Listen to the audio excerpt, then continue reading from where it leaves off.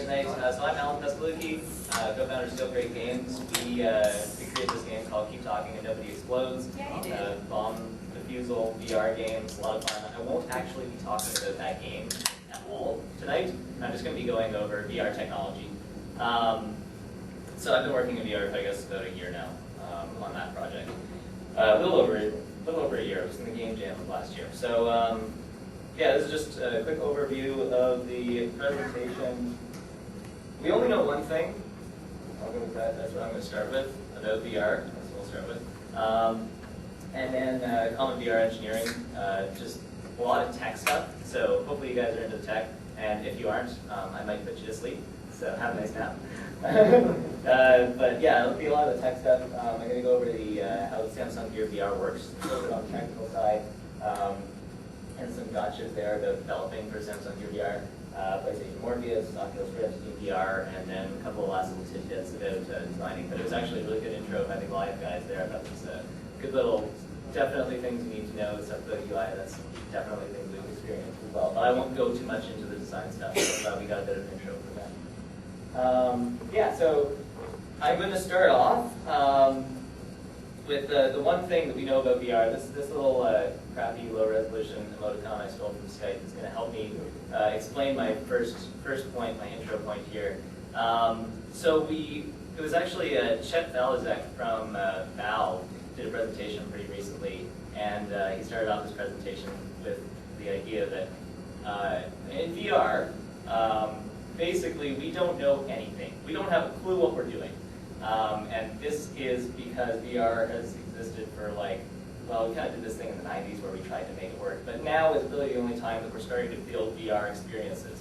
So looking at the time frame of where we're at, we're kind of like in Pong type era of designing VR games.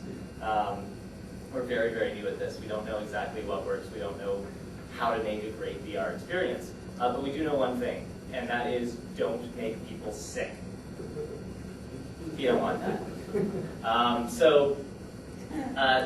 Motion sickness in VR, it's been a common thing for in the 90s when we tried VR. People actually, I got a phone call. That's weird. Your mom. Weird. I'm gonna mute this. Do you want us to get it for you? Yeah, I don't know. Weird. Okay, cool. Sorry about that. That was kind of fun. VR, motion sickness. So I think I've actually, even today, I definitely have talked to people about VR, and they, I hear from people, oh, VR, I don't want to try that. VR is not for me. It'll make me sick. And they're talking about an experience from back in the mid-90s when they tried some crappy VR headset in an arcade and it made them feel nauseous, and they still remember it that many years ago. So that's how big of a deal motion sickness can be. It really makes people not want to ever experience that again. So, so what is motion sickness? Basically, the idea behind motion sickness is when your eyes perceive a motion that is different than the motion that your ears feel, you will feel sick. And there's a bunch of theories on why exactly that is. But it's really just that simple. If your eyes are seeing the same motion that your ears are feeling, then you're going to be fine. So, like as the Goliath guys there had mentioned earlier, if you take that camera, we're used to making, especially in video game context, we're used to making cinematic video games. And in these cinematic experiences, we take the camera, we move it around, we make the player look at this thing, or we make the player look at that thing. But in VR, if you go and take that player's camera and move that, they're going to see a movement, they're going to see a velocity change, but then their inner ear is not going to feel that velocity change, and they will feel sick. So, so yeah, that's basically don't change the player's velocity in VR. That's like kind of the easy #1 rule in terms of not making people sick in VR.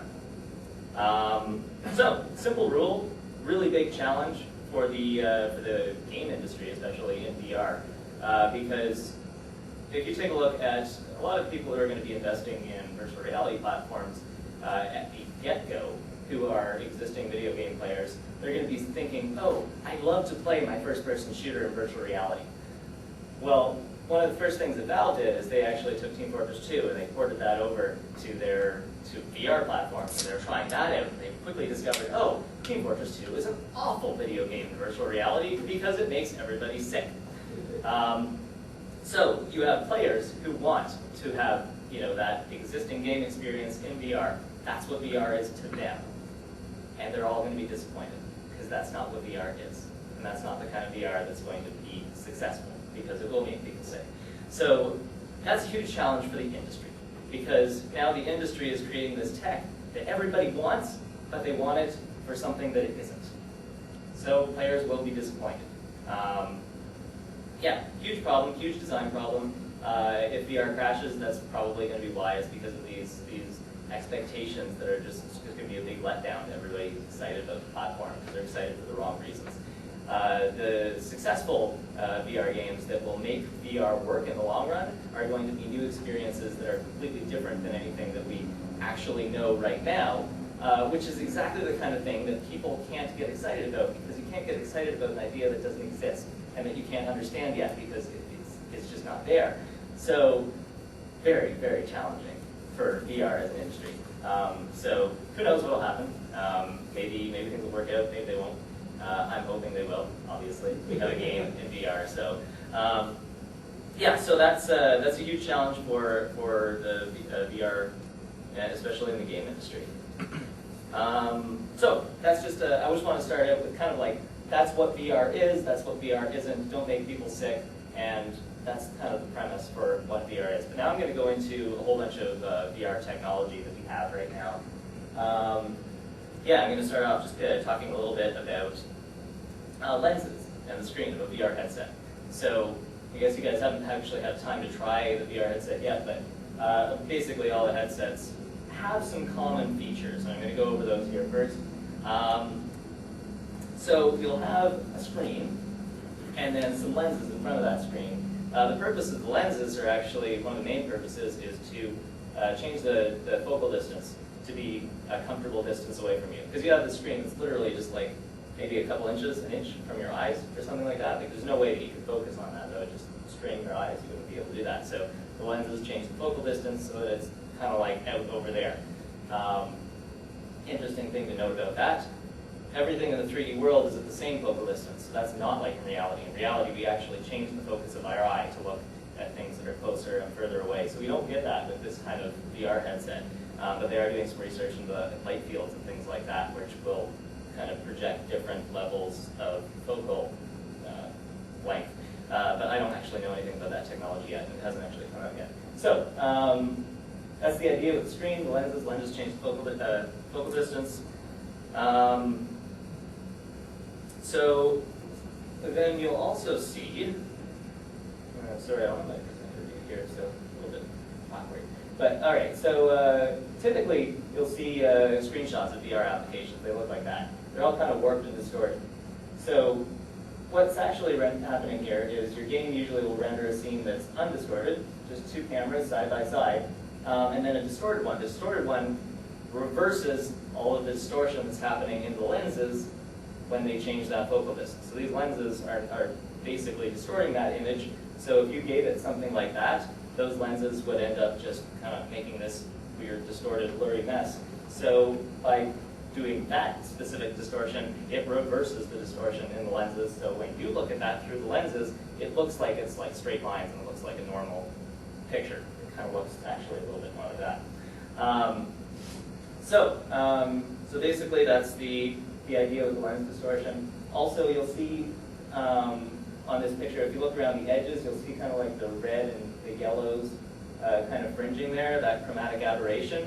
So that is, just like the distortion that you're seeing where this image is being warped, the chromatic aberration that you're seeing is actually reverse chromatic aberration to cancel out the chromatic aberration that happens naturally in the lenses of the VR headset. So the VR headset, especially if you look to the side of the lenses, they'll create chromatic aberration just due to the nature of the optics of lenses, and then that chromatic aberration that you see in the render from the computer is going to cancel that out. So you end up getting something that in the VR headset kind of looks more like that, like you intended it. Now, all of the VR headsets that I'm talking about today do all this in software. They have this undistort and unchromatic aberration filter going on in software, and the reason we do it in software, we could actually do that in hardware with another lens. We could kind of like double up lenses and have a lens that does the same thing, but that would increase the weight of the VR headsets. In fact, like the OS VR headset that Razer's creating has dual lenses, but that's a heavier headset, and generally weight is not something that you ever want to increase on a virtual reality headset, because you want to have that nice comfort of being able to wear this thing for hours. So that's why we do it in software. Yeah, so okay, so you'll see here on this screenshot, when we distort a square image, or like that rectangular one there, we're going to get kind of like, you just see right on these edges, you can see it's a little bit sharper right there. That's because that's actually, like us is the square image, nothing's being cropped off. But the lenses that we're looking through are round, they're perfectly round. So what that means is we've actually rendered a whole bunch of pixels on the corners that are never even going to be seen because they're outside the range of our actual lens. So what SteamVR will do is they'll actually cut off, we'll use a stencil mesh, which is a part of their SDK, to stencil out all the pixels that you aren't going to see anyway, so that you don't need to fill those pixels, you don't need to shade those pixels. And then the end result is something that actually matches what the lenses are able to see. So you can see here we're actually saving shading a lot of the pixels of the scene. I think it's something like 15 or 17%. I'm going to link the slideshow that you can actually look up to get the exact numbers. But yeah, we're basically saving quite a bit of rendering on those edges to get a nice round one that matches the lenses. So those are kind of some techniques that some of the SDKs for the VR platforms will use to improve performance. Because we're basically trying to render a lot of pixels with these games. We need a much higher resolution for a VR headset than you would for a computer monitor because it's filling your entire, almost your entire field of view. So yeah, talking about lenses and weight specifically, a lot of the earlier VR headsets, they'll just use typical normal lenses, look like the one on the right there. Sorry, the right of the left image. But the HTC Vive and also the Oculus Rift, the newest ones, the latest close to consumer version prototypes, will use Fresnel lenses, which you can basically get the same effect as a normal lens, but they're a lot thinner, which means that they're lighter, which means that they're more comfortable. So that's the technique that we're using. And you guys can look up like Fresnel lenses. They were originally developed by this French guy for lighthouses, actually, and that was a way of magnifying or making a lighthouse a lot cheaper because instead of needing to use this massive, because lighthouses are big, so their lenses were big, massive hunks of glass. Well, they just, were able to shrink down the amount of glass that they use and make much cheaper lighthouses by using this Fresnel technique. And the same technique is good for VR headsets. So you can see on the right there, that's an HTC Vive, and you can kind of see a little bit of that kind of Fresnel style lens existing there. Right. Okay, so some other common things with these virtual reality headsets. You got a screen, you got lenses in front of it, changes the focal distance. And then there's a whole bunch of things that you need to do to match the individual person. Because the person is used to their eyes existing right here, and then they look out, they're basically like cameras looking into the world. But the distance between people's eyes are different for each person. We call that IPD, or interpupillary distance. So some of the headsets will be able to adjust the lenses mechanically, and then some of them are actually just in a fixed position, and you can only change it through software, or some will not allow any adjustment whatsoever. So the closer you get to physical correctness for the individual person, the better immersive experience you're going to get with the virtual reality experience. So that's IPD. It's super nice to have the correct IPD. If you don't have the right IPD, then things are going to feel smaller or bigger in the world relative to how you match the IPD that it's using in software to render. Because if you're getting like an IPD that's measuring things closer together, then you're going to have less stereo disparity in your images. So, or vice versa. And then that will make that less stereo discrepancy will make the person think that they're seeing something further or closer than it actually is, and therefore scale ends up feeling off. So lots of weird kind of things that happen in your brain there when you get that wrong. Another adjustment that a lot of the headsets will have is eye release, so that's just the distance from the lens from the eye. So like one of the things that I tried with PlayStation 4 Morpheus, it has a really nice eye relief mechanism where you can move this headset back and forth from your eye. So what I see through this lens is, you know, this other world, virtual world there. I can actually move that whole unit forward and backwards, and what I'm seeing through that lens actually stays completely stationary. So that doesn't actually affect focus too much, the distance from your eye. It's just like a viewport into the other world. Contrary to that, if you were to move the screen away from the lens, then that's going to dramatically adjust the focus immediately. And so some of the VR headsets will actually have a focus adjustment that allows you to move that screen from the lens to focus to basically your prescription of your eye. So if you actually wear glasses, then you can wear without glasses. You can just move this screen away from the lenses. So that's what Gear VR does. None of the other ones do that though. So those are kind of some of the common adjustments on VR headsets. And then obviously you can move it up and down on your head, which is an easy one. You don't need to build that into the device. Display persistence. So this is a big deal.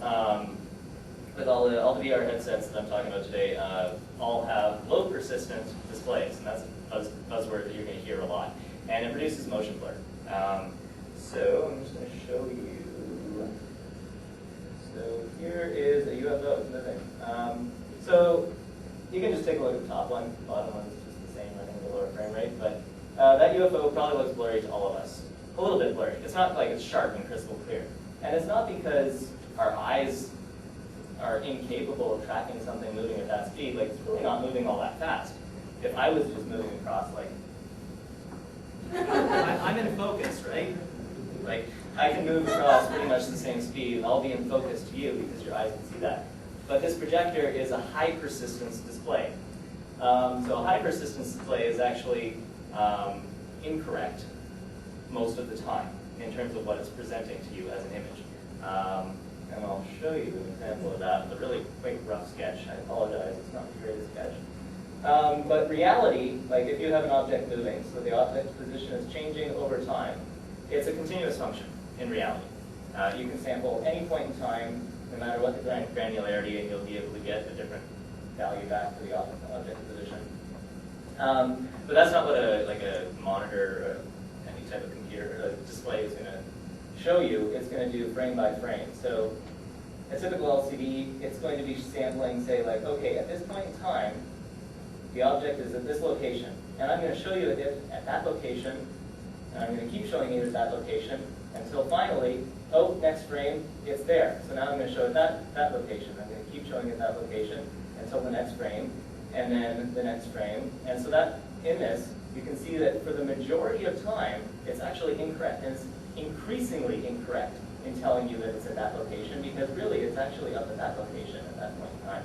So this is kind of the nature of like an LCD display. A typical LCD display is that it's wrong most of the time.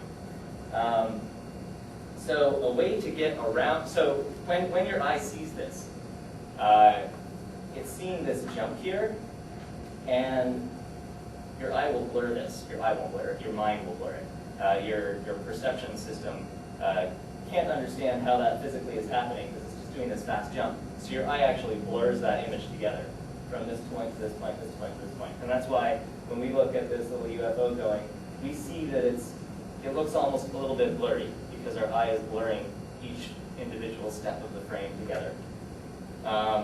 So the way to address this, and this is on this screen, it's not a huge problem. Like we can see the UFO, it's not like a big deal.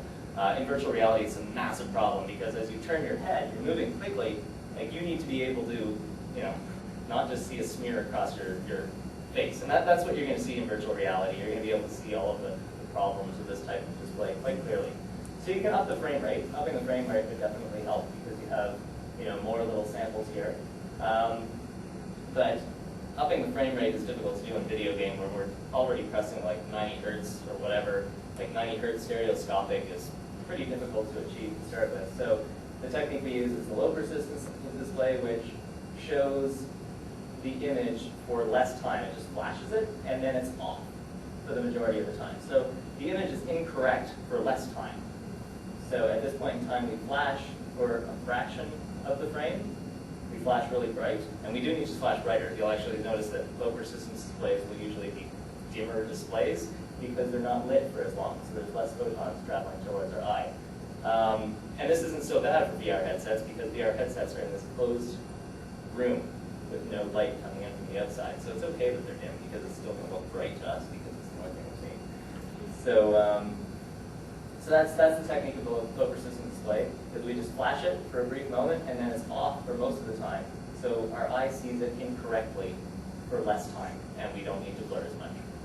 Our mind, our perception doesn't blur as much. This will cause flicker. This is like an old CRT monitor. You guys remember the old big bulky TVs and monitors at certain refresh rates that you can see them flickering. And when they're flickering, that's because they were a low persistence display. CRTs flash for, I think it's probably less than a millisecond, is when that little phosphor lights up and then goes immediately back to black.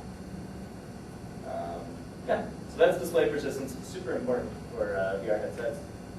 And then another thing that's common in a lot of VR headsets, not the HTC Vive, but in the Oculus Rift, the Samsung Gear VR, PlayStation Morpheus, they do a reprojection, which is an interesting technique. So going through your game loop, this is basically a way of getting closer to what your actual pose is when the photons hit your eyes. So you've got this, your game, let's say you do your game update loop, you submit to render, and then finally you scan out to your display, and then your eyes actually see that image. So basically what that means is that there's 3 frames before your eye finishes seeing the image that you started updating. 3 frames, that could be like, 16, but that's 40, 50 milliseconds or so, whatever. So this is a pretty big problem because let's say we started our update here. We're saying you're in this position. If 3 frames have passed, we're not in that position anymore. That means that now your eye is seeing something different than what your ear is feeling. That means you feel sick. So if you're taking that long, now a lot of Valve and Oculus did a lot of research on this, and they found that basically 20 milliseconds is like the magic number, where if your pose that you're rendering out is within 20 milliseconds of where you were, so if what you're rendering is within 20 milliseconds of when you were last in that actual position, your body's okay with it. So 20 milliseconds is kind of like the target that we're trying to achieve with all this kind of stuff. Does that kind of make sense? A couple of nods. Sorry, that wasn't the greatest explanation, but hopefully you'll keep up with me a little bit here. So we're trying to reach 20 milliseconds between when we are rendering our scene and when we actually show it to the user and have scanned out the display. So what Oculus will do is they will request the pose when you do a game update. You'll render it out, then they'll request the pose again just before they start scanning out the display, and they reproject that image to match your new pose. So let's say you're looking that way. You do your update, you do your render. By the time that's finished, you're actually looking over here.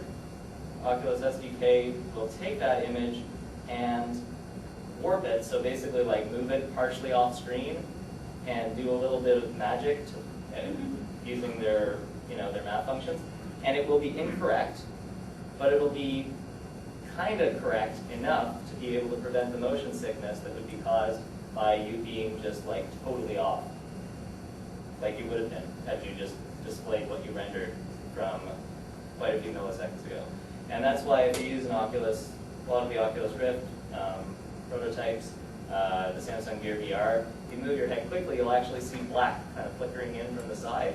and that's because it's reprojecting this image outside of the screen that you have available, and you'll see nothingness kind of like flickering in from the side as you move your head quickly. And then when your head stabilizes, you won't get that black anymore because you aren't really changing your head enough to be able to reproject into kind of like this void that hasn't actually been rendered. So this is the technique that they use. It's entirely, like, it's wrong, but it's close enough that it prevents motion sickness. So the reason I say it's wrong is because, like, let's say you move your head like this, you're going to be getting parallax happening. And when you rendered, you did not render that perspective of the parallax that was happening there, right? So it's totally just like a hack that kind of works. And this is the reason actually Valve has just not even gone down this route at all, is Valve just doesn't believe that you should be trying to hack it like that. They don't believe in the incorrect reprojection.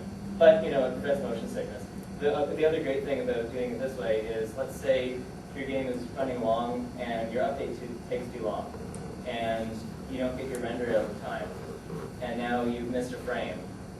Well, we can still take the old data that existed from last frame and say, okay, well that was rendered, and we know it was rendered for this pose, and you're now at this pose.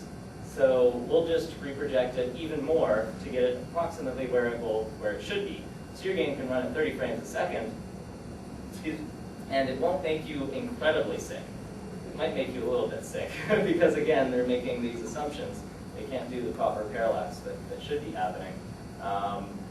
But it's a pretty effective technique, especially if you're running on a mobile phone. GearVR it's a mobile phone that you're running this thing on. So sometimes you just don't make frame, and this will prevent you from being sick. So, cool technique. So, Samsung Gear VR. This is what we're actually launching our game on, just as it's a nice soft launch for us because there aren't too many people with it, so we're going to be able to get some feedback from this nice small market. It was launched back in December, and it's been available in the States since, I think it was mid-December or so. The way that it works is you stick a Samsung Galaxy Note 4 phone, it's a little micro USB plug right there, you plug it in, and then now your phone's display and phone processor works as the powerhouse behind this VR headset, which is basically just plastic and then these lenses. So that's the Samsung Gear VR. So at this you'll see it has no positional tracking, has no way of tracking position. They've been working on like a way of using the phone's camera on the outside right there to track the world around you and then get positional tracking based on that. But nothing has developed there yet. John Carmack's been working really hard on that, but he hasn't got a real solution yet. So no positional tracking. It relies entirely on it's just internal with the inertial measurement unit, the IMU inside that, to do your rotational tracking. So what that means is if it's tracking your rotation, but it's not tracking your position, well it needs to make some assumptions about the way that your head is moving. When you rotate your head, your eyes are not just rotating around like one point in space. They're offset, so that means they also translate. So what this is doing is it's making an assumption about the way that your neck moves, making an assumption about your actual physical structure. So if your neck doesn't match the model that they're using, that means that now your eye might be seeing movement that doesn't match what your ear is feeling, and therefore you're going to feel sick. Right? So a lot of big problems that are difficult to solve here. And that's just a compromise that they've made. Also, like when I put on Gear VR, especially if I do a lot of motions that it's not expecting me to do, like looking down, doing that with the Gear VR on, guaranteed to make yourself sick. Because again, it's not what your eye is seeing is not matching what your ear feels. So that's some things. Let's see, there's actually a sensor on the inside right here. See it there? That actually just lets you know, that lets the headset know when you've taken it on off. That's really neat. That's actually super useful because you put the headset on and then it recenters, which is really cool, especially for a lot of games that have like a certain direction that they're forward. That's helpful when you're designing your game, saying like, okay, your user interface needs to be in front of you when you put the headset on. Well, that doesn't. There's a touchpad on the side, right there, it's awful. It's the worst touchpad you'll ever use in your life. It feels like the exact same plastic as the rest. They added this little dimple in the new S6 one, because that's the Note 4 there. That's probably the Note 4. No, that's actually both S6. But yeah, the Note 4 and the S6 are both supported in Gear VR now. Little dimple helps, but it's awful. And especially when you're in VR, if you don't know exactly where it is, you're just fumbling around for it and you can't feel the difference in the texture at all. So there's a back button up there as well. That's basically the only interface that this thing ships with. So you need to make your game based on the idea of a touchpad and a back button, which is a good challenge. But luckily, the player can also look. So you can do a lot of things with just like, okay, they're looking in that direction. That means they probably want to select that thing. So you just like maybe you tap the touchpad when you're looking at things. You can kind of be like Cyclops, spotting lasers or whatever. Kind of cool. Yeah. So. There's no IGDA adjustment on this. You can see that these are like rigid in that plastic. There's no eye relief adjustment. You can't move it away from your eyes. That also means that you can't fit your glasses in there because there's kind of like this fits size. So some people's glasses will fit, some people's won't. But there is a focus adjustment which moves the distance from that screen from the lenses, and that allows you to kind of match your glasses prescription. This is the only headset that I know of that actually has that kind of focus adjustment, so it's interesting. We've also, okay, so the resolution is 2560 by 1440. Your game is probably not going to render all those pixels, because there's no way you can do that on a phone. The typical recommended resolution that you render out at is like 1024 by something. Might even be 1024 square for each eye. And then, so if you're rendering a 10, or yeah, probably a 1024. Probably 1024 high. And then when Time Warp is doing its reprojection, Oculus calls it Time Warp, that's what they coined it. Sounds like this cool like time travel thing. We always joke about how Sean Carmack does time travel magic with his predicting into the future, rewarping things. Render at 1024 and then it stretches it out. And that means the text readability is a huge issue on Gear VR. Because you're rendering out at a small resolution. They're introducing in their SDK the ability to have different layers. So you can maybe like you can draw text after at a different resolution. But the challenge with that is like in VR, a lot of the time you want to draw your text in the 3D world. So how are you going to do your transparency and depth sorting and all that kind of stuff if you're drawing all the text afterwards? So there's a way to doing it, but it's probably not worth the effort at that point. You can just make your text bigger, already readable. The lenses here are round. This is one of the only VR headsets that I think is actually, well, I think the other ones are all planning to launch, when they do the launch, with lenses that are actually cut off right where the nose is. So they're kind of like sliced right along there, like each side does that, as well as like the Oculus Rift. So when these are round, it's a huge problem for people like me. I have really pronounced nose. So that means that I put this headset on and these lenses are just cutting into the bridge of my nose, and it's extremely painful. It's so bad that I was working on Gear VR for a few days one time, and my skin started peeling on the bridge of my nose. Like I was actually developing callus. So you can judge how painful wearing this thing is if you've got the wrong shape of face. You know? So there's a lot of industrial design challenges with VR headsets, and this is the first to market, and it has some problems. But luckily, I don't think any of the other ones are so bad as that. Oculus, the DK2 is definitely that bad. It cuts my nose brutally. The technique I use is I jam some Kleenex in there, and then I'm okay. Which is kind of like rests on some Kleenex. Yeah, so that's so I was talking about the low persistence, and I actually have a video to show you. This is Gear VR drawing low persistence. So if you think back a few minutes there,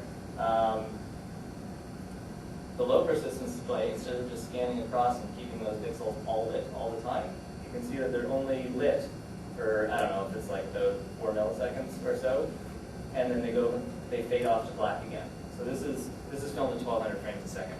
So and then matched to 30 frames a second. So I'm not sure exactly what the math is on how fast that's rendering, but each one of those flashes is a 60th of a second. You'll also notice here that it's rendering from left to right. So left eye first, right eye second. That means that if you're grabbing the pose from your VR headset saying, okay, your pose is this, you're in this orientation. And then, start that video again. So you grab the pose, and then that means that your left eye, hopefully after reprojecting, you're going to be pretty close to correct, but then it's going to be half a frame, like, so I guess that's about 8 milliseconds. Later, then your right eye starts to draw, and that means your right eye is going to be 8 milliseconds more incorrect than your left eye was, which would be an unfortunate discrepancy. So what the Oculus SDK does on Gear VR is it will actually reproject again before it shows your right eye. So it'll grab that new pose and then reproject only the right eye and then show it. So it reprojects for the first eye, 8 milliseconds later reprojects for the second eye, and then that way you're a little bit closer to being correct. Closer to being correct. It's definitely still incorrect if you are just reprojecting, which is a wrong thing to do, but it's pretty good at reducing motion sickness. So that was a note 4 running there. Why don't they just go top to bottom? So if you went top to bottom, then that means that it's going to take there's going to be that much more of a discrepancy between just what you see at the top of the eye and what you see at the bottom of the eye. So now it's like the top of the eye is correct, and the bottom of the eye is 16 milliseconds incorrect. So on one eye, even just like one eye is now going to see things that are matching. Like it's more correct at the top of the eye than it is at the bottom of the eye. So in this case, you've got the left of your eye is at the right of one of your eyes is at most 8 milliseconds incorrect. Does that make sense? Sort of. So if you go top to bottom, it's going to take 16 milliseconds to do one eye. If you do left to right, it's going to take 8 milliseconds to do one eye. So one eye will be at most 8 milliseconds incorrect versus being 16 milliseconds incorrect. So it's kind of like maybe a little bit less incorrect. That's kind of like the base assumption of all this reprojection stuff and all of this. It's just about being like as least incorrect as possible and making all the weird hacks that you need to do that. Yeah? Have they played around with big Yeah, so the Oculus GK2 actually has a way to render monoscopic VR. I haven't played with it too much. I don't like you can do it. Yeah. And it looks weird. Like you try it and it's just like, oh yeah, that's weird. And then you switch back to stereo and it's like, oh yeah, that's kind of cool, man. Because it seems like there's a lot of problems with big things in your head and Yep. whatever, and but if you just turn to one eye or something like that, just Yeah. you're on with one eye and one eye patch or something. Yeah. That would simplify things incredibly.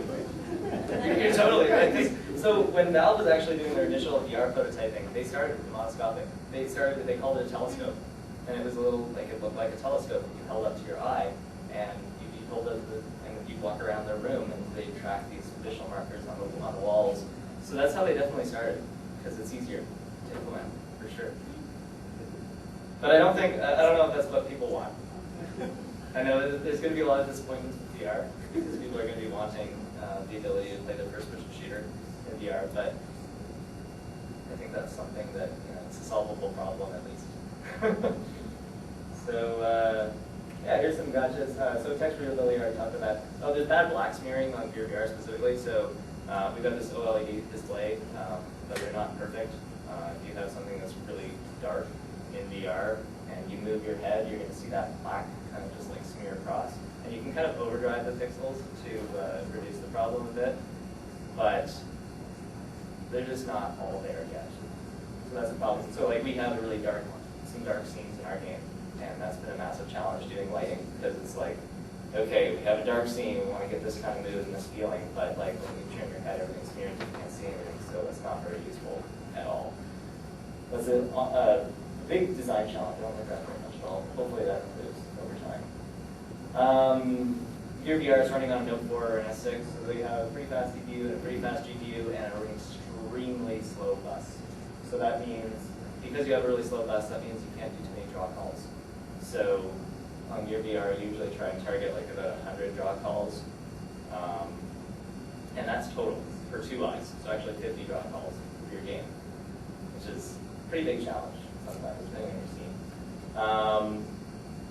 You can't actually run this phone for very long on 100% CPU and 100% GPU. It will overheat, and then it will give you a little warning saying like, your phone's running too hot. You're either going to get a horrible VR experience because we're going to need to throttle stuff, or you can just take a break, or something like that. Like it actually, the SDK will give you a message. So you can control, like when you're loading, for example, you usually like you crank up your CPU to max, and you turn like you set your GPU to the lowest clock speed, and that will let you load really quickly without burning the thing out because your GPU is doing nothing. So you won't be creating heat from that. And so changing those clock speeds is a great way to make VR actually doable. So there was an update to Android. Android 5 Lollipop totally broke your VR for the Note 4, and this was a huge thing for us. We needed to, like, it greatly reduced the number of draw calls we could do, greatly reduced the amount of memory that we had available, and so that meant we needed to go and redo a whole bunch and atlas a whole bunch of things differently than we were previously. There's also a common manufacturing defect in the panel of the S6. So on the bottom is the S6, on the top is the Note 4. And you can kind of see, if you look at those ceiling tiles, like they look one color on the top, and that's on the Note 4, and they're pretty consistent. But on the bottom, the left ceiling tiles look different than the right ceiling tiles.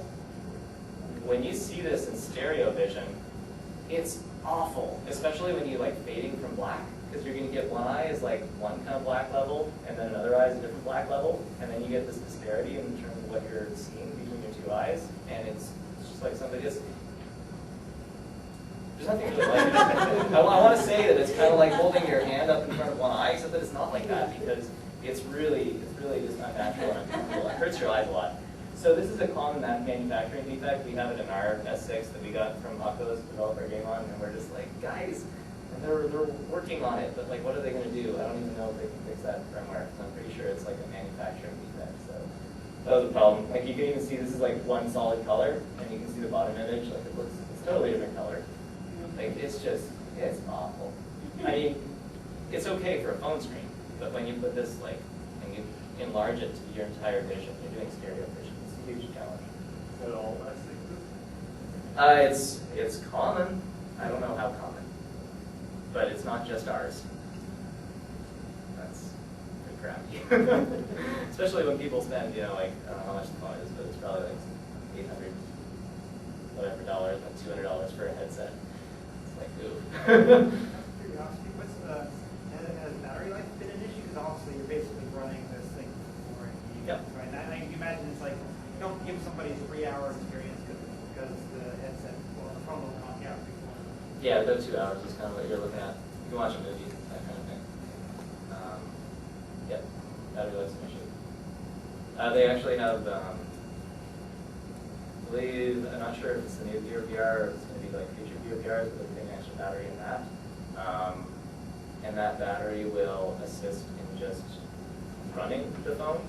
It won't charge the battery in the phone, but it will just assist in running the phone so that you don't need to be using that battery, and then that way you'll be generating less heat.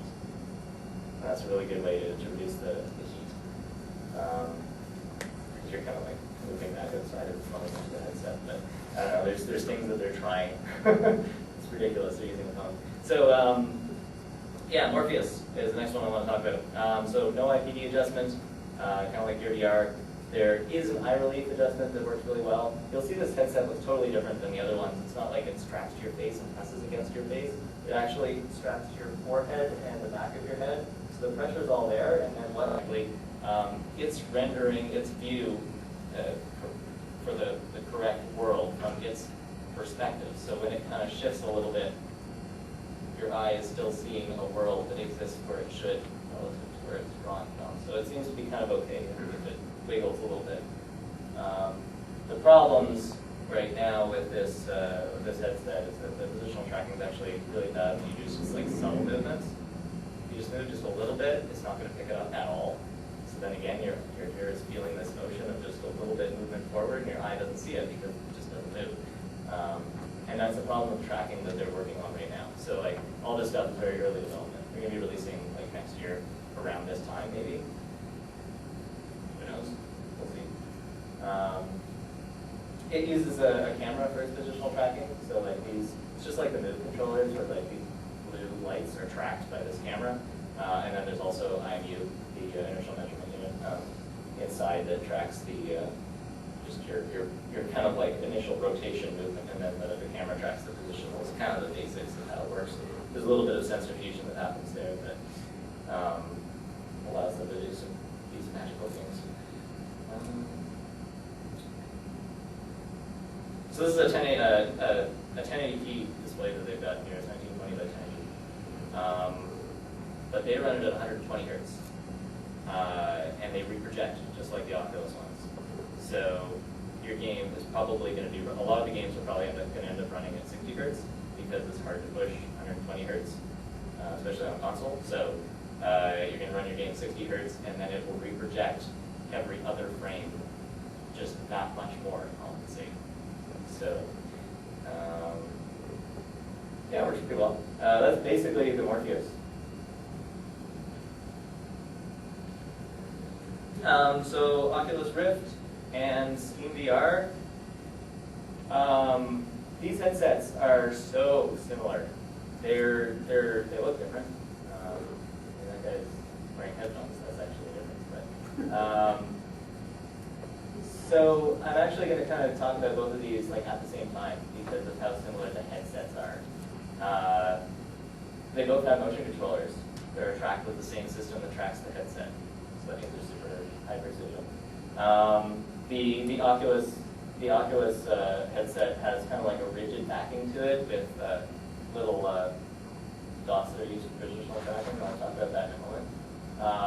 So it's kind of like this rigid back. I tried the Crescent Day. I haven't tried the latest like consumer version prototype. And Crescent Day actually didn't fit my head. I have a really small head. It's like I need to wear kid-sized baseball caps. So Crescent Day didn't fit me at all. I just couldn't even wear it. So I couldn't even tell you if it was a good headset or not. So that's a challenge that Oculus has on the industrial design side. And that was partly because they needed this rigid head strap to do the positional tracking with on the back. So that's the thing. And then Steam VR is kind of more like a ski goggle style, a lot more like the Oculus DK2 in terms of the way that it's been built. The big differences, though, are in the tracking systems that they use. So I'm going to go into comparison here. So both of them have 1080 by 1200 displays, two of them, one for each eye. They run at 90 hertz, both of them. They're both OLED. They're both low persistence panels. They have mechanically adjustable IPD, so you can actually take the lenses and the screens are like each pieces that you can move. There's a little adjustment on them, so you can move those lenses plus screens to match your IPD, which is fantastic. I love that so much, especially because I have a narrow IPD. So like they take an average IPD, it's not going to super well. But like you can move that in together. That's fantastic. So no focus adjustment, but they both do have eye relief. And the idea is that you fit your glasses inside by moving this headset out a little bit to give room for your glasses. Both of them have positional tracking. Both of them allow for multiple positional trackers. So when you're doing positional tracking with these trackers, Steam VR and Oculus are actually completely different types of tracking systems, but they both have the idea that there's these things that are used for positional tracking that need to have line of sight to the headset. So having multiple positional trackers allows you to move in different positions without occluding yourself or the headset or your controllers from one of the sensors, as long as one of these tracking things has line of sight to your controllers or your headset, then you're going to be okay. So both of them allow for multiple positional trackers.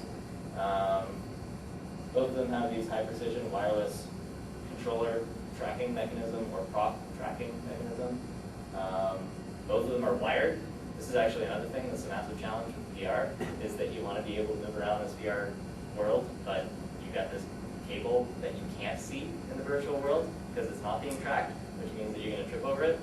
And I don't know how people are going to respond to this. This might be just like one of those things where people kind of hopefully don't sue other people over like tripping over this cable and hurting themselves and wrecking things. But I'm sure people will try and sue. It seems to be what happens. So wire is a big problem, and that's just the nature. Like as Valve, I think it was Gabriel was talking one time. He's just like, well, like really, it's a routing problem. Like we just can't do wireless at like sub 20 milliseconds, and we need sub 20 milliseconds because that's where, you know, if you go over 20 milliseconds of latency, people are feeling sick. So we need to be sub 20 milliseconds, and the networking is just not there for this type of resolution running at 90 hertz wirelessly. So in terms of the differences between these headsets though, Oculus Rift is very much targeting a sitting standing experience. So with an implied forward direction. While Steam VR is all about room-sized VR. So we're talking like, they were originally saying 15 by 15 square foot area, but it might be more like 10 by 13 is kind of like what they're targeting for actual user experiences. So you can set up in your room, you set up these positional trackers up on your walls, or like close to your ceiling, maybe on like a tall cabinet or something, and you clear out all the space for your, actually I have a picture in here, what that is. So well, never mind. So yeah, we could, actually I need it. Totally need this. There. So there's Steam VR. So it's all about like moving out your living room, pushing back your couch, getting a wide space, and there's no implied forward direction. It's not like a sitting or standing experience like you do your Move or your Wii stuff where you stand in front of like, I don't know, whatever your interface is. This is very much, there's no forward where you just walk around inside of whatever this virtual world is. Completely different thing that Steam is, that Valve is targeting with their headset. So there's built-in headphones for Oculus Rift. There's a built-in mic. There's none of that for, well, not yet announced anyway, for the HTC Vive with the Steam. So the Steam VR is kind of like the platform. HTC Vive is the headset. Sure, fire me. So the HTC Vive doesn't have built-in headphones, no microphone that I know of yet, so they don't have one. The HTC Vive does have low persistence global displays. So what the global means is that they light up all at once. So rather than, like you saw the Gear VR, it actually strobes. With HTC Vive, those pixels light up all at once. So basically you stream the entire image to the panel buffers it, and then once all those pixels have arrived at that panel, they light up for 2 milliseconds, and then they go back to black. So what this means is that in terms of being like incorrect for like as short of a period as possible, well now, you know, you can target, and Steam, what it does is it will use a prediction. So it'll predict that, okay, at this point in time, you're going to be at this location, and it lights up those pixels for 2 milliseconds, and then they're gone again. So you're hopefully not going to be incorrect at all for very long. It's only going to be for like maybe the later part of the 2 milliseconds, but that's completely acceptable for people's perception system. So, so they use global displays. I don't know about Oculus Rift. They haven't announced what kind of displays they are. I would expect that Oculus Rift is also going to do global displays because that's, you know, not having a discrepancy between like the top and bottom or the left and right of your eye just sounds like a good idea to me. Having things consistent allows you to target things better with your predictions. So I don't know how open their Oculus Rift standard will be. Like I don't know if they're supporting like SDK that you can make your own peripherals for and things like that.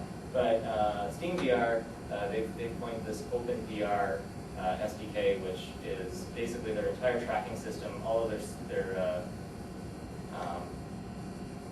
not their actual source code, but the ability to implement the interface of their platform is all documented, all open, so that anybody can make a prop that you can track in Steam VR. There was actually an interview that I watched where Valve was at a Maker Faire, and they were just like, hey, all you like electronics guys, like use our tracking system to track things, not even in VR. Maybe you don't want to use this for VR, maybe you just want to track things. for other stuff, and our platform's open for that. We're supporting, setting this tracking system out, and like Thove, which is another VR headset, just announced I think today or yesterday that they're going to be implementing their positional tracking using OpenVR, developed by Steam, which is a fantastic move on their part. I think that's the way to go. So you might see other VR headsets other than HTC Vive using Steam VR's OpenVR SDK platform. So that's fantastic. I don't know what Oculus is doing on this one. So here's an interesting teller, and this kind of shows that like Steam VR is about this like room experience, and Oculus Rift is about the sitting, standing, implied forward. The Oculus Rift is going to ship with an Xbox One controller and no motion controllers. And that's very interesting. Contrasting that, Steam VR will ship with motion controllers. So also, Oculus Rift ships with one positional tracker, which means that you can't, if you turn around, your motion controllers aren't tracked anymore. I mean, those motion controllers aren't even shipped with the unit anyway, so maybe that doesn't matter. But with Steam VR, you get two of these positional tracking stations, so that means that you can turn around with your motion controllers and they still will be tracked. So very, very interesting to see that. It tells a lot about what they're trying to do with their platforms. So the track controllers, each one can have two track controllers, one for each hand, I guess. The Oculus Rift, the controller will have a joystick, two buttons, two triggers, and then gesture tracking for thumb and index fingers, so you can give thumbs up. That's a big thing for them, apparently, doing this thumbs up. We were really disappointed that there's no pinky tracking, because we wanted to do like Tea Party Simulator. But anyway, that's not happening, apparently. That's what they got on the Steam VR controller. I'm just going to jump back to it. It kind of looks a bit like Wiimote. It's got this massive disc on the top, and that's because there's all these sensors that are used for positional tracking. And there's a touchpad you can kind of see there, and a button below it. So, touchpad. And it's a haptic touchpad, the same one they developed for their Steam controllers. So you can kind of move your thumb around on it, and you can feel whatever you've designed. So if you've designed that touchpad in the virtual world to have like little rivets for like different wedges that are the interface, you can move your thumb and you can feel that texture difference as you jump from like a wedge to wedge, like a little rivet in between. You can feel that rivet in between. Even though it doesn't exist there in the physical world, you can make it feel there just because of this crazy haptic touchpad that they've developed. So it's pretty impressive. It's completely convincing. So anyway, cool controller. Those controllers. So the tracking system. Yeah, I'm basically just going to go over tracking system, and then I'll be a couple more points, and then I'll be wrapping up here. Oculus Rift has infrared lights scattered throughout whatever tracked object they're tracking. Like the headset here has these little infrared lights, and then there's basically an infrared webcam, and it's literally like the drivers in Windows actually treats it as a webcam, which is interesting because if you have, say, like my coworker Ben had a webcam installed from like, who knows, 10 years ago or something, and drivers were linking around that like did face manipulation on the webcam image for like this cool novelty thing, and that screwed around with this Oculus webcam, which was, these drivers were trying to manipulate this image, and Oculus obviously couldn't have any of that, so its digital tracking just didn't work until we finally uninstalled these old webcam drivers from some other thing. So, Windows development, isn't it fun?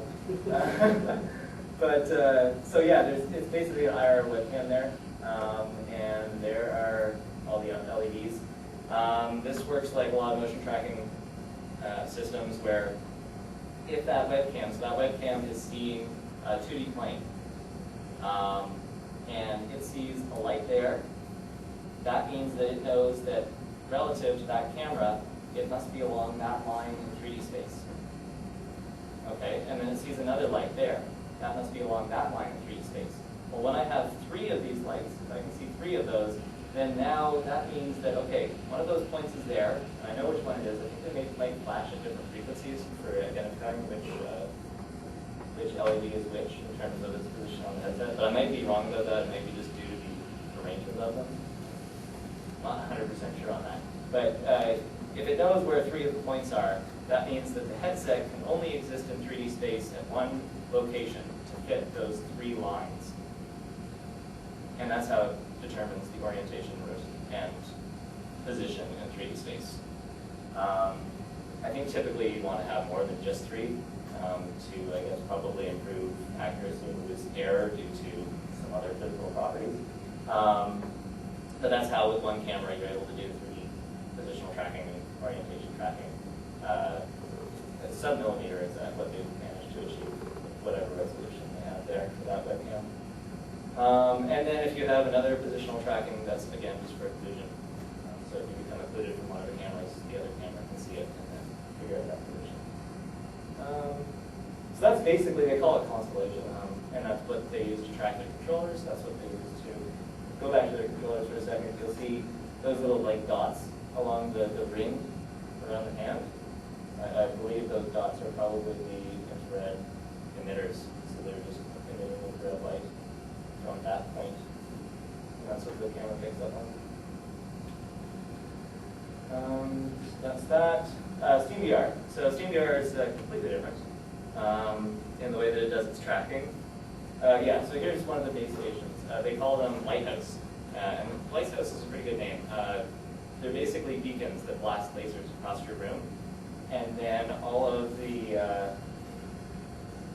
track devices have sensors that watch for those lasers. This thing blasting lasers, you can see here there's a bunch of sensors all over the place that are watching for those lasers and when they hit. And it's a time-based tracking system. So you can see this big kind of cluster of LEDs there. What they do is they emit a sync pulse that basically tells everything that's watching it. So this is an inside-out tracking system. These sensors are watching for the lasers. So they're watching for a blast from the pulse, the sync pulse. So when they get that sync pulse, they go, okay, I'm going to start my timer. And then they wait for the next laser to hit. So the next laser is going to be, I guess, probably the horizontal axis. This little rotor here spins really quickly and blasts a fan of laser across the room. So you have just a big kind of, I guess, kind of vertical line of laser that just goes across the room. And when one of these sensors gets that, it goes, oh, okay, it was exactly this amount of time, like, I don't know if it's like, 0.3 microseconds or something, after I got the sync pulse. That must mean that it was at this angle relative to the base station, somewhere along that line, when I got hit that laser. So then it waits again, and then the next fan comes from this little rotor. So it's spinning downwards, and it fans the room downwards. And the same sensor is waiting for that one and says, okay, now I got hit by another laser. And it was at this exact moment in time relative to the sync pulse. So that means that it must have been at this angle. So I know that I was at this angle on that axis, and this angle at that axis. And when those two intersect, now you have a line in 3D space relative to that lighthouse laser blaster thing. So when you have a line in space, now you have, just like that camera, a line in space to one of these sensors. And you do the same for every one of these sensors. Once you get 3 of them, you get 3 lines in space. And now with 3 lines in space, you can figure out the position and orientation. So what this means is that these base stations don't even need to be connected to your computer. All they do is they literally just, they have very specific timing where they say, okay, sync pulse, fan, fan. Sync pulse, I'm not sure if when the sync pulse goes out, if it's between every fan, but you can just imagine probably a sync pulse, and then fan, fan. That's just something that's just always happening at this exact precise rate. Your computer doesn't need to know about it. You never need to. The only thing that actually cares about anything is just these sensors, and they just care about when they get hit relative to the sync pulse. And then your computer, I guess, needs to be configured initially to set up, okay, do some configuration, some initial configuration. But these things can exist with just an AC adapter plugged into your wall. And right now the development kit has a sync cable running between the 2 lighthouse stations so that they don't blast lasers at the exact same time. Because I guess just a little bit of an offset between the 2 of them.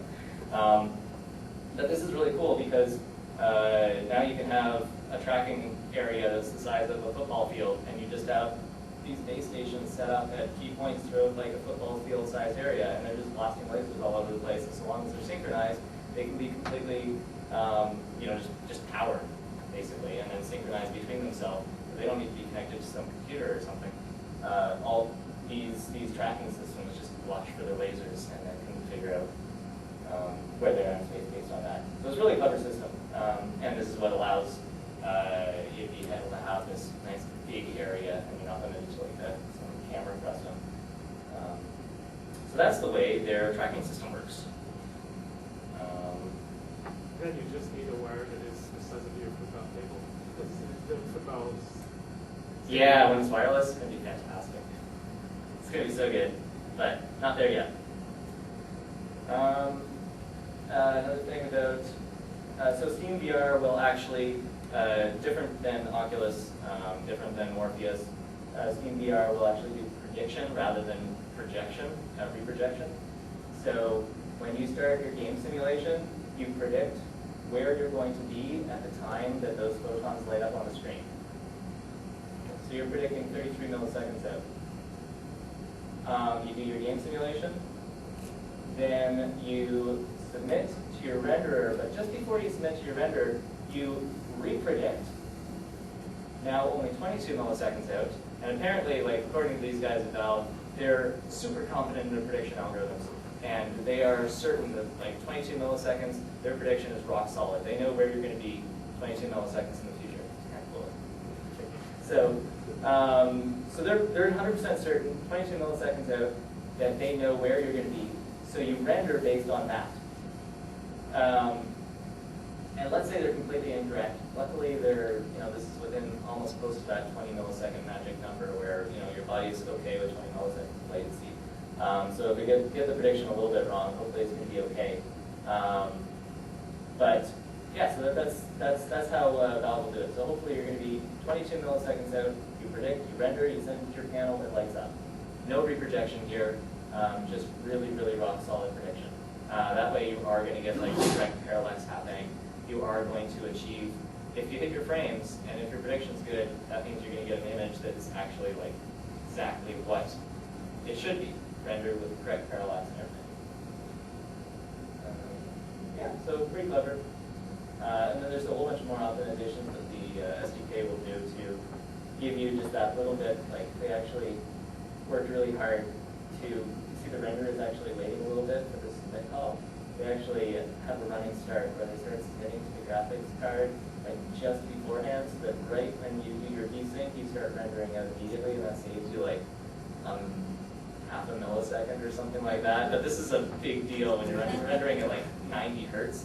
You're trying to push a lot of pixels, so a lot of the time your game can be pixel down on PC because you're trying to make it a reasonable looking game for VR. Yeah, so that's how Steam VR does it. So yeah, prediction, it's great when you get it right because it's actually correct. But if you miss a frame, it is absolutely awful. I tried the Google Earth demo on the HTC Vive GC, and that made me nauseous like crazy. The other demos I was perfectly fine with. Apparently the Google Earth one was actually dropping frames here and there, and they said it was because of like network latency or something. And I was just like, I don't understand why you're dropping frames just because your network's slow. But anyway, it was poorly programmed regardless, and it made me extremely nauseous. So when you miss a frame, especially if you're doing it regularly, your experience in the HTC Vive with Steam VR will be absolutely awful. You will throw up. That's basically it. But the interesting thing is in that demo, I actually went to another demo and I was able to get my composure again. So I didn't even need to leave VR. That's how good the experience is when it's being done right. It's so good that I was able to almost recover just like as if I had taken off the headset. It's just so close to reality. Reprojection is safer because if you miss a frame, then your reprojection is going to happen asynchronously and you're getting something that's pretty close to real. So it's a safer bet, but it's a little bit incorrect always. And reprojection is something that you need to always be doing every frame because you never know whether or not you're going to make the frame until it's too late to do a reprojection. So it's not like you can only reproject when you're about to miss a frame. So you never really know if you're about to miss a frame.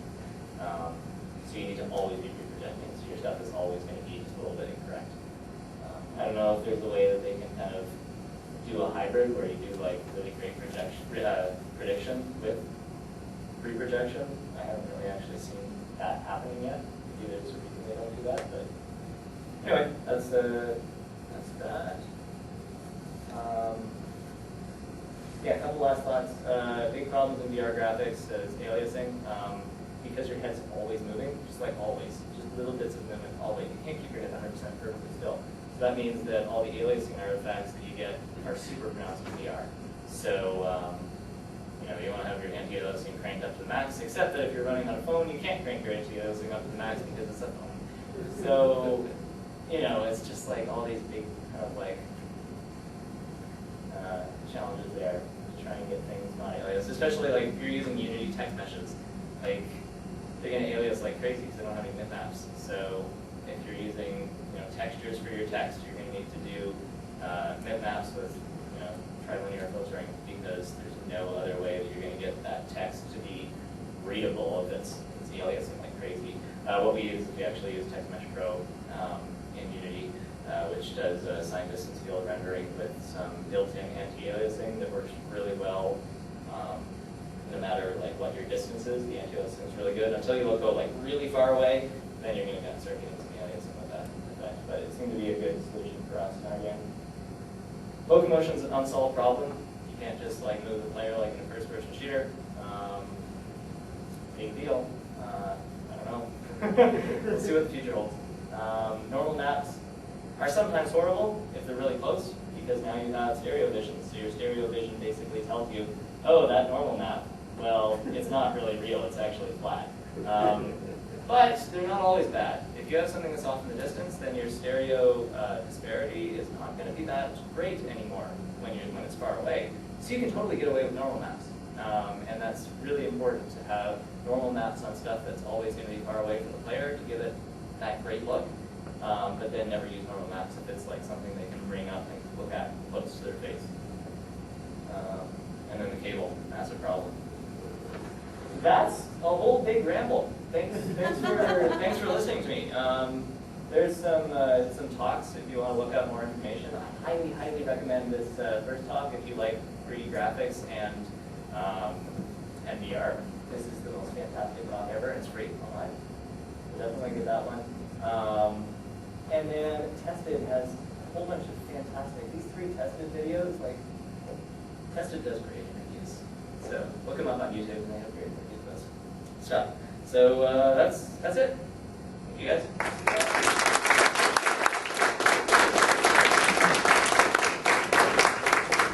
If you want to talk more, we'll probably talk in person.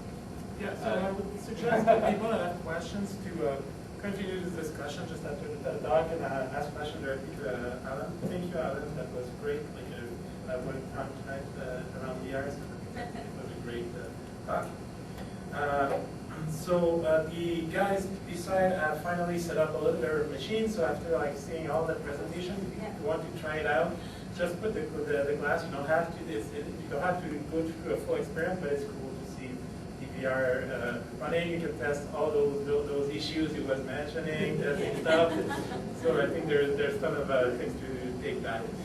We have a small Kickstarter announcement. So if you want to do it, I'll invite you to do it right now. Sure. Is the stage? Of course, can I? Yeah.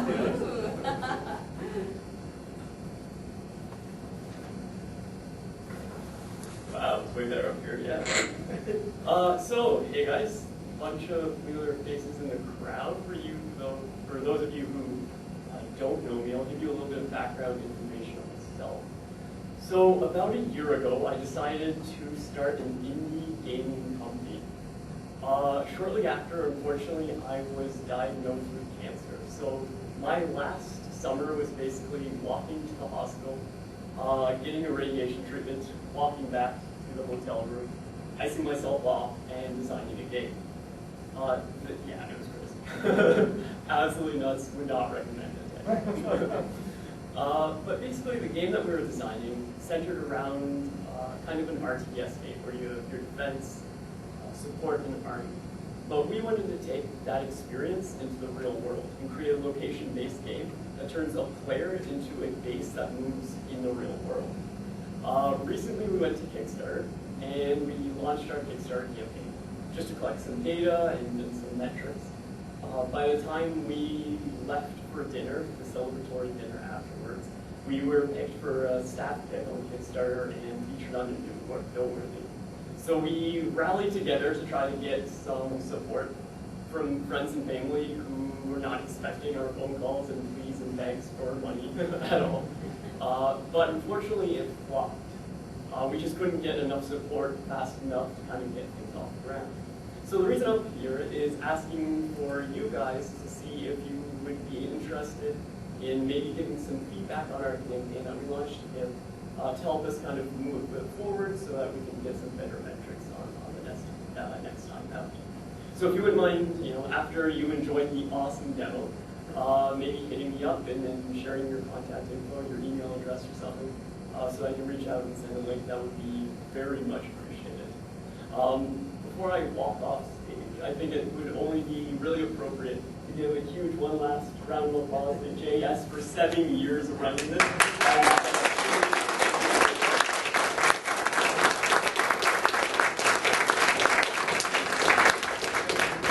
It was a lot of fun. Like 7 years ago, it was just taking it from. So there was a guy called Brian Robbins that is now living in the States, but he was leaving the IGDA. It was like actually not happening like once a year. Like it was a kind of a little bit of a slow movement, but I'm kind of happy of having like these turnout and some of our events.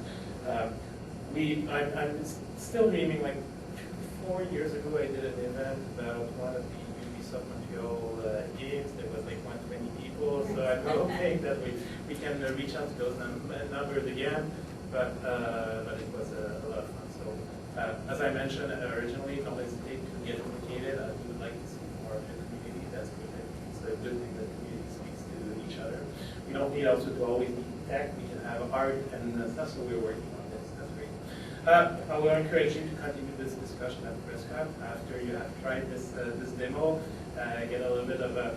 Hopefully you won't get too much motion sickness, but anyway, here we'll always replace things properly.